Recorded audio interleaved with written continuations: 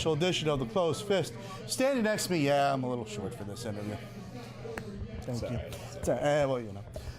Mr. Awesome Ness. Sir, welcome to the show. How are you, man? I'm doing just fine. How about yourself? Not too bad, not too bad. How long have you been on the independent scene? Well, I've been wrestling professionally for close to about a year. Oh, yeah. Okay, yeah. Very good. But I've been wrestling since I was about 13, going on 14. Wrestling 13, 14 years old. Where'd you grow up? The UK? I grew up in Buffalo. Okay, very good, very good. So growing up, who was the guy that kind of, when you watched him on TV, that you, I don't want to say idolized, but maybe got you into pro wrestling? I'd have to say, well, it wasn't one guy. It was a match. It was WrestleMania 20 between Brock Lesnar and Goldberg with Stone Cold Steve Austin as the special referee. Very nice, very nice. That match alone got me hooked on wrestling. And, wow. Then I saw The Undertaker. Right. And then I was like, yep, that's what I want to do. Oh, my goodness. Ever since then, I've been hooked on wrestling, and I've wanted to be a wrestler.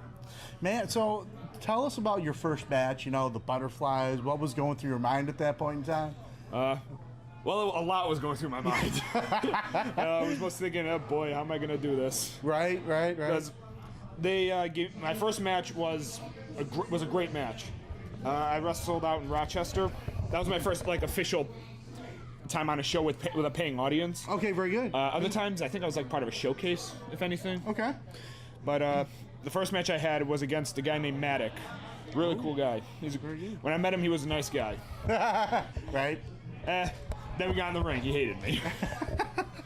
I thought it was, but it seems like they kind of play that in a way. Mm-hmm. They give you that, they're like, "Hey, how you doing?" I don't like this guy. Right. Social media blowing up over the last 10 years. How much of a game changer is that in the pro wrestling business? Game changer. Jeez. It is a bit of a game changer, yes, because everybody can find almost anything with what's going on. But sometimes people can use social media to their advantage. Like I personally would use it to say, hey, I'm wrestling here on this date, and I'm gonna be wrestling over here at this time. Sure. And that's the cool thing, and that's something that people can use with social media. Is they could say yeah, we'll be hitting this town on December 7th, this town on January 5th. But when it comes to the wrestling business itself, it's sometimes, to me, I feel like it's kind of killing it because of how they get rid of all everything. They get rid of the surprise. So yeah, it helps it and it hurts it at the same time. If you could go back in time, right before you started pro wrestling, who you are right now, if you could go face to face with the same guy, what would you say to him right now? What would I say to him right now? You're in for a wild ride. That's all I really could say. Yeah. That's all it's been for me. It's just a wild ride. Fun ride, though, isn't it? Oh, absolutely. I wouldn't change it for anything. Yeah. When it came to me getting into pro wrestling, one of the biggest reasons I got into this is I felt natural. It felt natural to me. Okay. I felt like sometimes I felt like I wasn't smart enough to try to be anything else, like a lawyer, a doctor. Right. For me, I couldn't be one of those because most of those people. One thing that most of those people do is they have to read a lot of stuff.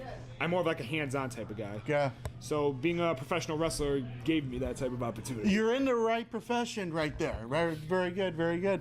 Well, man, I want to thank you for your time, man. It was awesome. Oh, thanks for having me. It was a pleasure. All right.